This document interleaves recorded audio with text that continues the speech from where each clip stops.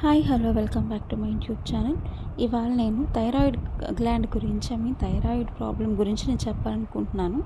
Thyroid problem ఇక్కడ మనకి 2 stages కింద మనం డివైడ్ చేసుకోవచ్చు. ఒకటి హైపోథైరాయిడిజం, ఇంకోటి hyper thyroidism.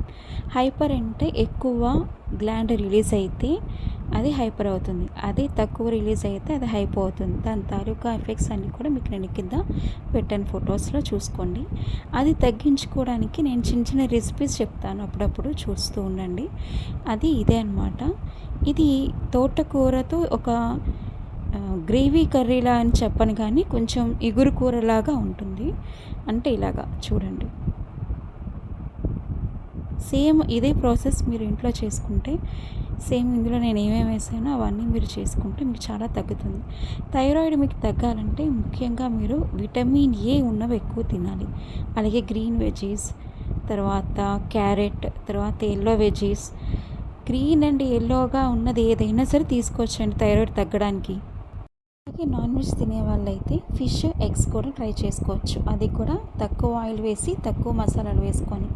And don't forget to subscribe. ఇలాంటివి చాలా చాలా చెప్తాను.